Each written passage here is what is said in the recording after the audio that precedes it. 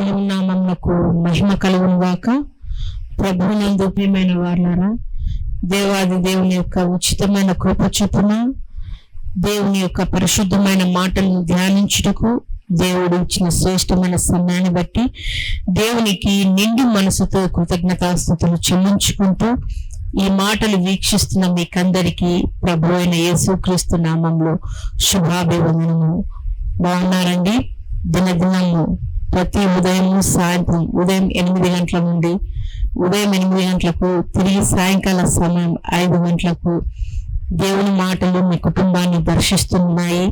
అంత మాత్రమే కాకుండా దేవుని మాటలు వీక్షించడం ద్వారా ఇంకా ఆత్మీయంగా మనమందరం బలపడుతున్నామని విశ్వసిస్తున్నాం. ప్రియమైన వాళ్ళరా, నేటి దినకాలంలో చక్కనైన స్త్రీలను గురించి కొన్ని మాటలను ధ్యానిద్దాము. అంతకు ముందుగా దేవుడు ఇచ్చిన శ్రేష్టమైన సమయాన్ని సద్వినియోగపరుచుకుంటూ మూలవాక్యముగా కీర్తనల గ్రంథము 68వ కీర్తన, మూలవాక్యము కీర్తనల గ్రంథము 68వ సంకీర్తన 11వ వచనంలో ఉన్న దేవుని మాటను చదివినట్లయితేనా, ప్రభువు మాట సెలవిచ్చుచున్నాడు, దానిని ప్రకటించు స్త్రీలు గొప్ప సైన్యముగా ఉన్నారంట. దేనిని ప్రకటించే స్త్రీలు? దేవుని మాటలను ప్రకటించే స్త్రీలు గొప్ప సైన్యంగా ఉన్నారంట. ప్రియమైన వాళ్ళరా, మేము ఎక్కడ ప్రకటిస్తున్నాము, మేము ఎక్కడ పోయి మీటింగ్స్ పెడుతున్నాము, మేము ఎక్కడ దేవుని మాటలు ప్రకటిస్తున్నాము, మేము ఎక్కడ బలమైన స్త్రీలంగా ఉపయోగపడుతున్నాము అని అనుకుంటున్నారేమో. మైకులు పట్టుకొని చెప్పాల్సిన పని లేదు. నీ కుటుంబంలోని నీ కుటుంబ సభ్యులకే నువ్వు నిత్యము వింటున్న దేవుని మాటలు, నువ్వు నిత్యము ధ్యానిస్తున్న దేవుని మాటలు నీ బిడ్డలకు కానీ, ఇదిగో వాక్యం తెలియని నీ కుటుంబ యజమానునికి గాని, నీ కుటుంబ సభ్యులకు ఎవరికైనా గాని ఈ మాటలు ప్రకటిస్తుంటే గొప్ప సైన్యము అంటారు కదండి. బలమైన సాధనంగా మనము ఉపయోగపడే వాళ్ళంగా ఉన్నాం. ఆ సాధనాన్ని, ఒక ఆయుధాన్ని మనము పదును పెట్టుకోకుండా ఉంటే అది చిగుం పట్టి ఏ దానికి ఉపయోగకరంగా ఉండదు. ఒకవేళ గాయం అయితే సెప్టిక్ అవుతుంది ఆ చిలుం పట్టిన దాంతో ఏదన్నా ఉపయోగిస్తే.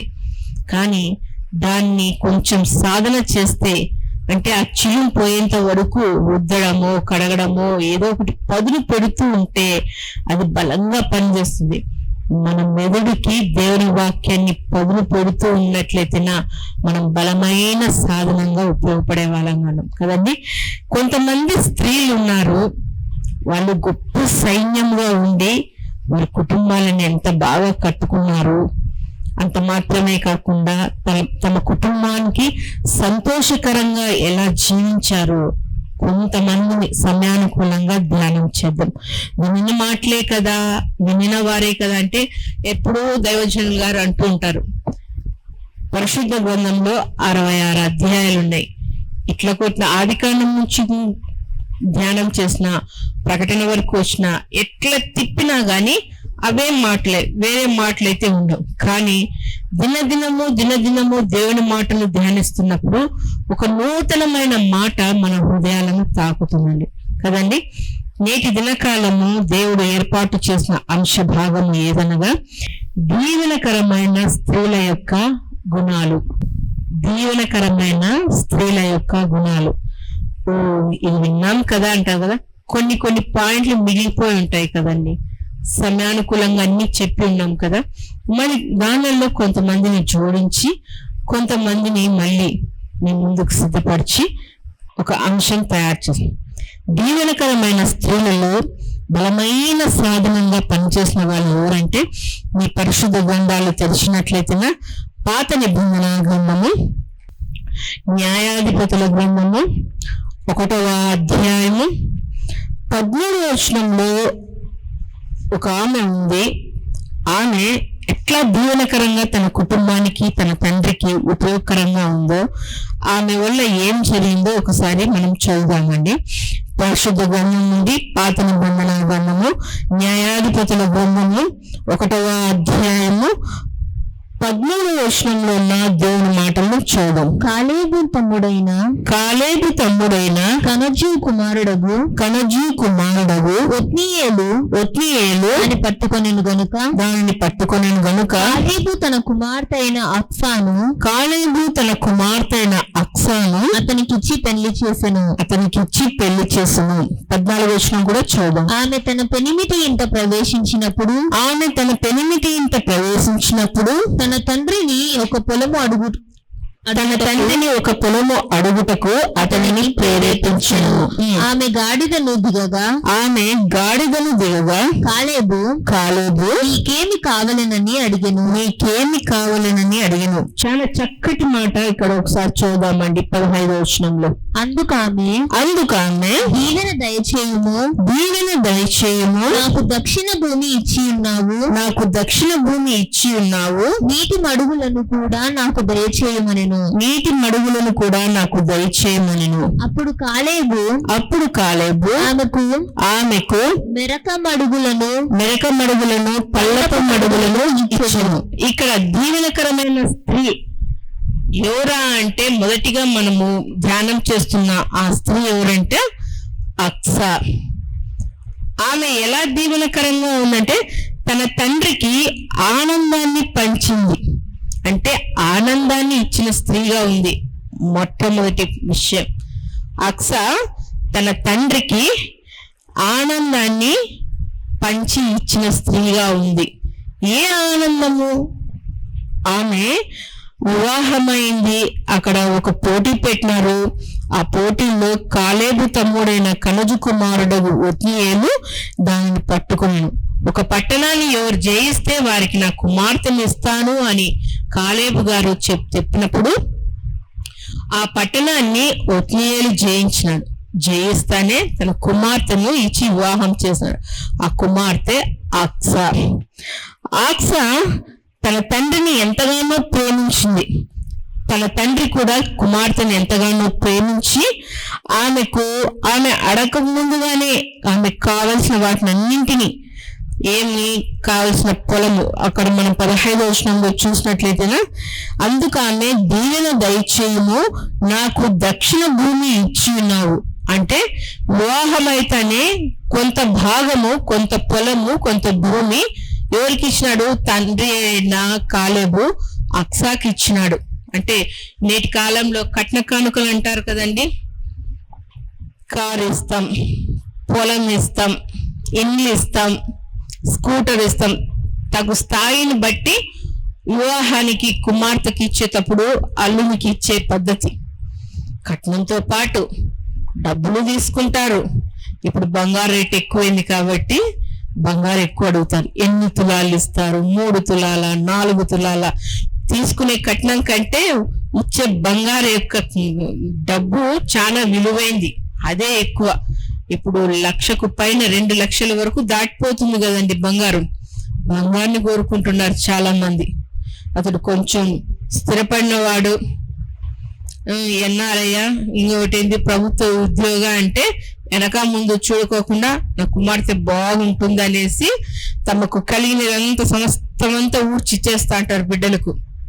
కానీ ప్రభుత్వ ఉద్యోగి అయినా, ఎన్ఆర్ఐ అయినా, ఇంకొక ఆరైనా, ఏ ఆరైనా కానీ భక్తి గలవాడా, వారి కుటుంబానికి ప్రార్థనా జీవితం ఉందా లేదా, ప్రతి నిత్యము దేవుని ఆరాధిస్తున్నారా లేదా, ప్రార్థన కలిగిన కుటుంబమా, ఇవి చూడడం లేదండి. ఈ మధ్యకాలంలో పొద్దుటూరు ప్రాంతంలో మనము పెట్టినాం కదండి సువార్త కూడిక. అక్కడ ఒక ఫ్యామిలీ వస్తుంది. అమ్మాయి మంచి చదువు చదివింది, ఒక్కతే కుమార్తె, తండ్రి ఉద్యోగి, మంచి సంబంధము, మంచి వ్యక్తి, ఉద్యోగపరుడు అనేసి కోరిన కట్నం ఇచ్చి వివాహం చేసినాడు. ఆ వ్యక్తికి ఏం లేదు, ప్రార్థన లేదు, భార్యతో సఖ్యతగా కూర్చొని మాట్లాడే విధానము తెలియదు, కన్నబిడ్డను ప్రేమగా చూసుకునే విధానము తెలియదు, తన సమయాన్ని కుటుంబానికి వెచ్చించాల్సినది కూడా తెలియదు. ఎంతసేపు ఫోన్లతో చూసుకుంటూ ఉండే పని. ఎందుకండి ఇంత డబ్బులు పోసి ఇచ్చి ఆ పిల్ల ఒక మూలను కూర్చొని ఓని ఏడ్చుకుంటా నా గొంతు కోసేసినారే అని ఏడ్చుకోవడం. కలిగింది కొంచెమైనా కానీ విశ్వాసులు ప్రార్థనా పరులు అంటే కళ్ళు మూసుకొని ఇవ్వచ్చండి బిడ్డల్ని. ఎందుకంటే వారు భయభక్తులు కలిగిన వారు, దేవుని యందు భయభక్తులు కలిగి ఉన్నారు, ప్రార్థనా జీవితం కలిగి ఉన్నారని ఎంతైనా దారిపోవచ్చు. ఇలా కాలేబు కూడా తన కుమార్తెకి ఇచ్చినాడు. ఆమె ఆనందంగా సంతోషంగా మరొకసారి తన తండ్రిని అడుగుతుంది. ఏమంటుంది? తండ్రి, నాకు దక్షిణ భూమి ఇచ్చిన్నావు, నీటి మడుగులను కూడా నాకు దయచేయము అన్నప్పుడు కాలేబు సంతోషంగా తన కుమార్తె సంతోషమైన జీవితాన్ని జీవిస్తుందనేసి ఆశీర్వాదకరమైనవి ఏమిస్తున్నాడో ఆమెకు మెరక మడుగులను పల్లపు మడుగులను కూడా ఇచ్చిన ఆశీర్వాదాల కంటే ఎక్కువైన ఆశీర్వాదాలు ఇస్తున్నారు కాలేబు.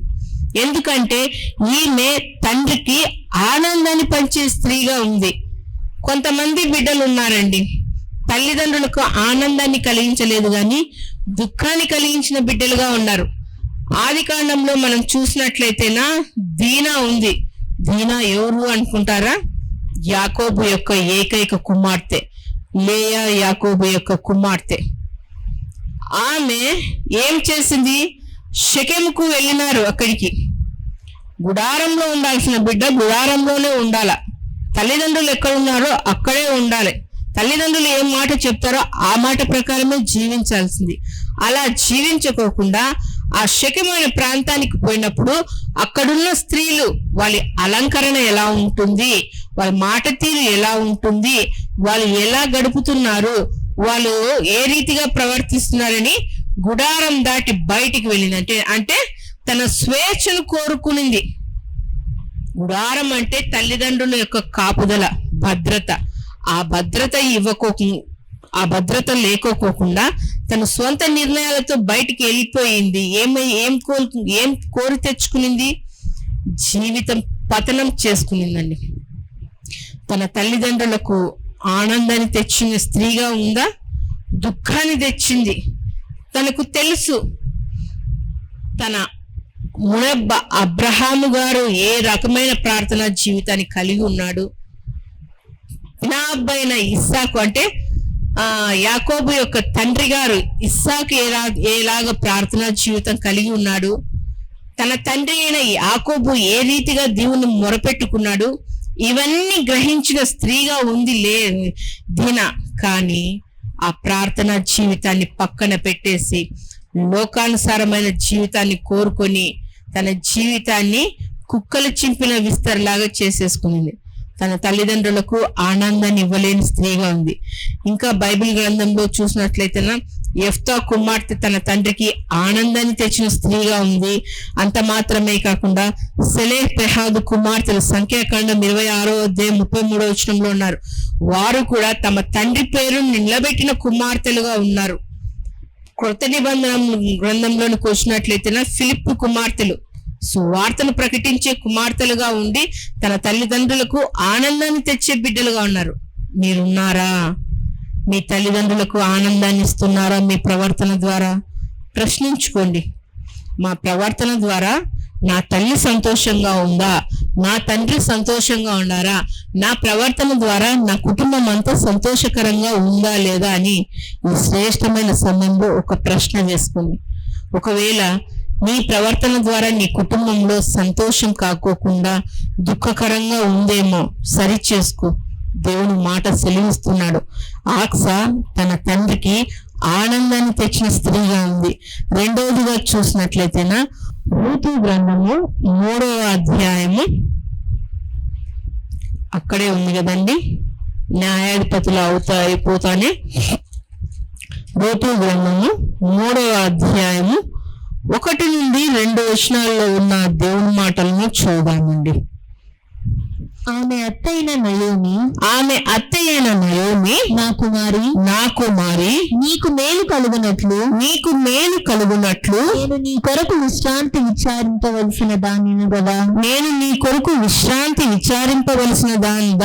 దానిని గదా ఎవరి పనికత్తెల యొద్ద నీవు ఉంటివో ఆ బోయాజు మన బంధువుడు. ఇదిగో ఈ రాత్రి అతడు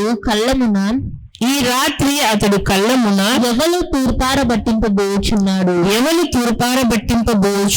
చాలండి. రెండవదిగా చూసినట్లయితే నయోమి అత్తగా మంచి ఆలోచనకర్తగా ఉంది కదండి. నయోమి గురించి మనం ధ్యానం చేస్తాం. నయోమి ఎవరు? రూతుకు అత్త ఎలా ఉందంట? మంచి ఆలోచనకర్తగా తన కోడల్ని నడిపించిందండి. మొదటిగా ఆక్సా తన తండ్రిని ఆనందాన్ని పెంచే స్త్రీగా ఉంది. రెండవదిగా నయోమి అత్తగా మంచి ఆలోచనకర్తగా ఉంది తన కోడలికి. అవును, ఈ రూతు మోయాబీరాలు, అన్యురాలు, దేవుని ఎరగని స్త్రీగా ఉంది. అది శపింపబడిన మోయాబు ప్రదేశము. ఆ ప్రాంతంలో జన్మించిన వారంతా శపితమైన వాళ్ళు, దేవుని ఎరగని వారు. అలాంటి వారిని ఈ నయోమి తన కుమారునికి కోడలుగా చేసుకున్నప్పుడు ఆమె యొక్క ప్రార్థనా జీవితమైతేనేమి, దేవునికి మొరపెట్టుకునే విధానమైతేనేమి, ఇవన్నీ గమనించిన రూతు తన అత్త వెంబడి వచ్చేసిందండి. ఓర్ప అయితే వెళ్ళిపోయింది, కానీ రూతు నువ్వు ఎక్కడుంటే నేను అక్కడ ఉంటాను. మొదటి 16 వచనాలలో ఉన్నాయి ఈ విషయం. 1వ అధ్యాయం 16వ వచనంలో నువ్వు నీ దేవుడే నా దేవుడు. ఎంత శ్రేష్టమైన మాట చెప్పింది అంటే, నయోమి యొక్క ప్రార్థనా జీవితాన్ని గమనించి మా అత్త దేవునితో సహవాసం చేస్తుంది కాబట్టి ఆ దేవుడే నాకు కావాలని తన అత్త చెప్పే ప్రతి మాటకు లోబడుతూ వచ్చిందండి. అంటే మంచి ఆలోచనకర్తగా తన కోడల్ని నడిపించింది. అదే మనం గమనించినట్లయితే సామెతల గ్రంథం 11వ అధ్యాయం 14వ వచనంలో ఆలోచనకర్తలు ఉండుట ప్రయోజనకరం. ఏం ఆలోచనలు? మంచిని గురించి చెప్పే ఆలోచనలు ఉండాలి. చెడు మార్గంలో పయనించేటట్లు ఆలోచనలు చెప్పకూడదండి. నేటి సమాజం అలాగే సాగిపోతుంది. మంచి కంటే చెడు ఎక్కువగా ప్రబలిపోతుంది. మంచి చెప్పే ఆలోచనలు స్వీకరించడం చాలా తక్కువగా ఉంది. తొందరగా వృద్ధి పొందాలి, తొందరగా ఆస్తికర్తలు కావాలంటేనా చెడు మార్గంలోనే వెళ్తున్నారు. చెడు ప్రవర్తన కలిగి చెడు దారులలో వెళ్ళి సంపాదన కోసం ఎగపడి లాస్ట్కి ఏమవుతుంది? జీవితం అర్ధాంతరంగా నాశనం అవుతుంది. కానీ ఈ నయోమి తన కోడలి యొక్క భవిష్యత్తు కొరకు మంచి ఆలోచన చెప్తుందని. అదే సామెతల గ్రంథం 31వ అధ్యాయం 1 నుంచి 9వ వచనం వరకు చూసినట్లయితే లెమెకు యొక్క తల్లి తన కుమారు లెముయేలు యొక్క తల్లి తన కుమారునికి చెప్తుంది, మంచి ఆలోచనలు చెప్తుంది. నైనా నువ్వు రాజు అయినావు, నీకు అధికారం ఉంది, నీ అధికార బలముతో నీ బలాన్ని పరాయి స్త్రీలకు ఇయ్యద్దు నాన్న. నువ్వు చక్కగా ఉండు, మద్యాన్ని సేవించొద్దు, నీ బలమును ఇతరులకు ఇవ్వద్దు. నువ్వు మద్యాన్ని సేవిస్తే నీకు అధికారం ఉందని నువ్వు లేని వాళ్ళకు న్యాయం చేయలేవేమో. మంచి మాటలు చెప్పాలండి మన బిడ్డలకి. చెప్తున్నారా? చెప్పడం లేదండి. చెప్పినట్లయితేనా నేటి యువతరం పక్కదారులలో నడవదండి. మీ చెడు అలవాట్లకు బానిసలు కారండి. కొంతమంది తల్లిదండ్రులు ప్రయాసపడుతూ చెప్తూ ఉంటారు బిడ్డలకు, కానీ ఈ చెవున విని ఆ చెవున విడిచిపెట్టేస్తుంటారు. గ్రహించడం లేదు, కానీ ఆలోచనలు చెప్పడం చాలా మంచిదండి.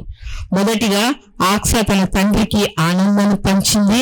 రెండవదిగా నయోమి అత్తగా మంచి ఆలోచనకర్తగా ఉంది. మూడవదిగా మనం గమనించినట్లయితే అపోస్తలుల కార్యము 18వ అధ్యాయము కొత్త నిబంధన గ్రంథము అపోస్తలుల కార్యములు 18వ అధ్యాయము 1 నుండి 4 వచనాల్లో ఉన్న దేవుని మాటలను చదివినట్లయితేనా అటు తరువాత పౌలు ఏథెన్స్ నుండి బయలుదేరి కొరింథీనకు వచ్చి పొంతు వంశీయుడైన అకుల అనే ఒక యూదుని కనుగొని అతని భార్య అయిన ప్రిస్కిల్లను కనుగొని వారి యొద్దకు వెళ్ళెను. యూదులందరూ రోమా విడిచి వెళ్ళిపోవలెనని క్లౌదియా చక్రవర్తి ఆజ్ఞాపించినందున వారు ఇటలీ నుండి కొత్తగా వచ్చిన వారు ఇక్కడ చూద్దాము. ఆమె పేరు ఏమంట? ప్రిస్కిల్లా. భార్యగా బాధ్యతలను నిర్వర్తించింది. భార్యలు కుటుంబ యజమానురాలురా, మన కోసమే దేవుడు ఉదయకాల సమయంలో చెప్తున్నాడు, బాధ్యత కలిగి ఉన్నామా? ఆక్సా తన తండ్రికి ఆనందాన్ని పంచింది. మనం కూడా మన కుటుంబంలో ఆనందాన్ని పంచాలండి, విషాదాన్ని పంచకూడదు. రెండవదిగా, మంచి ఆలోచనలు చెప్పే పెద్దవారు ఉన్నప్పుడు వారి ఆలోచనలను మనం స్వీకరించాలి. మూడవదిగా, బాధ్యతను నిర్వహించాలి. ఈ ప్రిస్కిల్లా మంచి ఆస్తిపరులేనండి. అకులా ప్రిస్కిల్లా గారు ఎంత అంటే, నేను చెప్పిన వాక్యములలో స్త్రీల గురించి చెప్పినప్పుడు ప్రిస్కిల్లా గురించి, చక్కటి సహకారి అయిన స్త్రీ ప్రిస్కిల్లా గురించి ధ్యానం చేసి ఉన్నాం. వాళ్ళలో తమ కుటుంబాన్నే ఒక సంఘముగా ఏర్పాటు చేసుకొని పౌలు గారిని తమ ఇంట చేర్చుకొని వారు దేవుని మాటలు ప్రకటించేవారుగా ఉన్నారు. భర్త కష్టపడుతున్నాడు. ఆ భర్త యొక్క కష్టంలో ఈమె యొక్క సహకారం కూడా ఉంది. నువ్వు కష్టపడుతుంటే నీతో పాటు నేనెందుకు చెమటోర్చాలి? నీ కష్టం మీద నువ్వు కష్టపడు, నాకు అవసరం లేదు, నేను ఇంట్లో కూర్చొని ఉంటాను అని చెప్పే నేటి కాలపు స్త్రీగా లేదు, కుటుంబ యజమానురాలుగా లేదు. తన భర్తతో పాటు తను కూడా మంచి సహకారిగా ఉండి తన భర్త యొక్క కష్టంలో తను కూడా కష్టపడుతూ చేదోడు వాదోడుగా ఉంటూ ఆ వచ్చే దానిలో ఇతరులకు సువార్తను ప్రకటిస్తూ నిజరక్షకుడు క్రీస్తు ఈ లోకానికి వచ్చినప్పుడు ఏ రీతిగా హింసించబడ్డాడో, ఏ రీతిగా సువార్త ప్రకటించాడో అనే విషయాలు అనేకులకు చెబుతూ వస్తున్నారు ఈ జంట. ఈ ప్రిస్కిల్లా కూడా తన ఇంట చేర్చుకుని అనేకులకు సువార్తను ప్రకటించే స్త్రీగా, బాధ్యత కలిగిన స్త్రీగా ఉంది. నేటి కాలంలో ఉన్నారా స్త్రీలు? కొంతమందిని మనం చూస్తుంటాం. పొద్దునగా వెళ్ళిపోతాడు భర్త, పనికో ఉద్యోగానికో వ్యాపారానికో. సమయానికి ఇంత వండడానికి కూడా టైం ఉండదండి. అతనే లేపి, అమ్మాయి లే, నేను పనికి వెళ్తున్నానంటే అంటారు. తనకి బాక్స్ తినడానికి రాత్రి అన్నం ఉంటుంది కదా, పెరుగు కలుపుకొని వెళ్ళిపోతారు. జరుగుతున్నాయండి నేటి కాలంలో. తనేమో సద్దన్నం తినేసి వెళ్ళిపోతారు, వీళ్ళేమో వేడివేడిగా చేసుకోండి.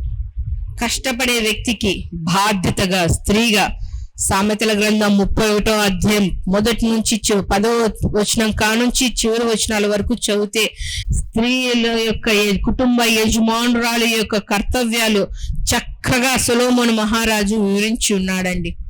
గుణవతి అయిన స్త్రీకి ఉండవలసిన లక్షణాలు, ఆ లక్షణాలన్నీ ప్రిస్కిల్లమ్మకు ఉన్నాయండి. తన భర్తను గౌరవప్రదంగా చూసుకుంటూ, ఎక్కడ కించపరచుకోకుండా సమాజంలో సంఘంలో తన భర్తను ఉన్నతమైన స్థితిలో పెట్టుకుంటూ, అంత మాత్రమే కాకుండా వారిద్దరు పరిచర్లు మంచి సహకారులుగా ఉండి, పౌలు గారికి మంచి సహకారిగా ఉండి పౌలును తమ ఇంట చేర్చుకుని ఆతిథ్యం ఇస్తూ వారు సువార్తను ప్రకటించే స్త్రీలుగా ఉన్నారండి. పరిశుద్ధ గ్రంథంలో అయితేనా యోబు గారి యొక్క భార్య ఎలా ఉందండి? వాళ్ళంతా కురుపులు వచ్చినాయి, ఇంకా దేవుడు దేవుడు అని దేవుడి నామాన్ని గణపరుస్తున్నావే, ఇంత చేసినాడు దేవుడు, ఆ దేవుని దూషించి చచ్చిపో అంటుంది. బాధ్యత కలిగిన స్త్రీగా ప్రవర్తించిందా? లేదండి. అలాగే లోతు యొక్క భార్య కూడా తన బాధ్యత, తన కుటుంబ యజమానుడు ఏ మాట చెప్పినాడు, అమ్మా ఇదిగో సొదొమ గొమొర్రా పట్టణం కాలిపోతుందంట, మనమందరం మన ప్రాణాలు దక్కించుకుందాం, దేవదూతలు వచ్చినారు, మనం పిలుచుకొని వెళ్తున్నారు, వాళ్ళు చెప్పిన మాటలను బాధ్యతాయుతంగా నువ్వు నెరవేర్చు. ఏమని చెప్పినారు? వెనక్కి చూడొద్దని చెప్పినారు. నువ్వు చూడొద్దు, కాలిపోతే కాలిపోలే, మనం ముందుకు సాగిపోదాము అని భర్త మాటను నిర్లక్ష్యం చేసి నా ఆస్తి, నా బిడ్డలు, నా అందం, నా నందచందాలు, ఆస్తి పాత్రలు అన్ని చూసుకుంటా వెనక్కి చూసింది, ఉప్పు స్తంభమై నిలబడింది. బాధ్యతగా ప్రవర్తించే వాళ్ళు నేటి కాలంలో లేరండి. వారి సుఖాన్ని కోరుకుంటూ అవసరమైతే వారి యొక్క ఆనందం కొరకు భర్తలను చంపే స్త్రీలు కూడా ఉన్నారండి. చూస్తున్నాం కదా వార్తలలో. పెళ్ళైన నెలకే చంపేవాళ్ళు, పెళ్ళైన వారానికే చంపేవాళ్ళు, సంవత్సరం, 2 ఏళ్ళు, 3 ఏళ్ళు, ఎన్ని సంవత్సరాలైనా వాళ్ళ ఆనందానికి అడ్డుగా ఉన్నారని బాధ్యతలు మరచి చంపించే స్త్రీలు కూడా ఉన్నారండి నేటి సమాజంలో. మనం అలా తయారు కాకూడదు. దేవుని వాక్యాన్ని హత్తుకొని మన కుటుంబాలను ఎలా కట్టుకోవాలో దేవుడు తెలియచేస్తున్నాడు. కాబట్టి దీవెనకరమైన స్త్రీలంగా మనం ఉండాలంటే ఇంటిని ఆనందంగా ఉంచుకోవాలి, ఆలోచన ప్రకారంగా కొనసాగించాలి, బాధ్యత కలిగి నడుచుకోవాలి. చివరిగా మనం చూసినట్లయితే తల్లిగా అమృతాన్ని పంచే యొకేబేదులాగా మనం ఉండాలి. బిడ్డలకు దేవుని వాక్యాన్ని పాలు పట్టిస్తున్నప్పుడు ఆ ఇశ్రాయేల్ జనాంగము పడే కష్టాలన్నిటినీ తల్లి వివరిస్తూ మోషే గారిని పెంచుతూ వచ్చిందండి. పసిప్రాయము నుండి మన బిడ్డలకు క్రీస్తు బోధ మనము తెలియచేస్తూ ఉండాలని. క్రీస్తు బోధ లేకోకుండా పెరిగితే పెద్దయిన తర్వాత బాధలే ఎక్కువైతాయండి. బోధ లేకోకుంటే బాధ ఎక్కువగా ఉంటుంది. కానీ మనము మన బిడ్డలకు దేవుని యొక్క ప్రేమను చెప్పాలి, ఆయన బోధన తెలియచేయాలి, ఆయన త్యాగాన్ని గుర్తుకు చేయాలి. వీటన్నింటినీ చెబుతూ మన కుటుంబాలను దీవెనకరంగా కట్టుకున్నట్లయితే కృప వెంబడి కృపతో మన కుటుంబాలను దేవుడు నింపేవాడుగా ఉన్నాడు. తలలో ఉంచినట్లయితే ప్రార్థన చేస్తున్నాం. మహాపరిశుద్ధుడు అయిన మా ప్రియ పరలోకపు తండ్రి, మీ శ్రేష్టమైన నామం నాకు స్తోత్రములు తండ్రి. మీ కృపలో తండ్రి, మీ అమూల్యమైన మాటలను కొన్నింటిని మేము ధ్యానించున్నాము. దీవెనకరమైన స్త్రీలు, వారి యొక్క గుణాలు, వారి యొక్క లక్షణాలు కొన్నింటిని మేము ధ్యానించున్నాము. అవును తండ్రి, మా కుటుంబాలను దీవెనకరంగా కట్టుకోవాలంటే మా కుటుంబంలో ఆనందాన్ని పంచే బిడ్డలుగా మేము ఉండాలి తండ్రి. అంత మాత్రమే కాకుండా మా కుటుంబంలో ఆలోచన ప్రకారంగా కట్టుకునే వారంగా ఉండాలి. అంత మాత్రమే కాకుండా మాకు ఇచ్చిన బాధ్యతలను మేము నమ్మకంగా నిర్వర్తించుకోవడానికి సహాయం చేయమని ప్రార్థిస్తున్నాం తండ్రి. మా బిడ్డలకు తండ్రి మీ యొక్క ప్రేమ, మీ యొక్క శిక్షణ, మీ యొక్క బోధ తెలియచేస్తూ క్రీస్తు మాదిరిగా తండ్రి మా బిడ్డల్ని పెంచుకున్నటకు తండ్రి సహాయం చేయమని ప్రార్థిస్తున్నాను. ఎందరైతే ఈ మాటలు వింటున్నారో తండ్రి, వారు విని విడిచిపెట్టక దేవా, వారి హృదయంలో పదులపరుచుకొని మీ వాక్యానుసారంగా జీవించే మనసును, బ్రతుకును ప్రతి బిడ్డలకు మీరు అనుగ్రహించమని వేడుకుంటూ, మమ్మల్ని మేము తగ్గించుకుంటూ మీ గొప్ప నామమును హెచ్చిస్తూ, మాకు రక్షకుడు, ప్రాణ విమోచకుడు అయిన నజరేయుడైన యేసుక్రీస్తు నామములో ప్రార్థించి వేడుకొంచున్నాము తండ్రి. ఆమేన్. మా చిరునామా దైవజనుడు బ్రదర్ ఓ రూబేన్ గారు, క్రీస్తు ప్రార్థనా మందిరం, డోర్ నెంబర్ 1-10-386, నగరిగుట్ట, పులివెందుల, కడప జిల్లా. మీ ప్రార్థనా అవసరాల కొరకై సెల్ నంబర్ 9989067409.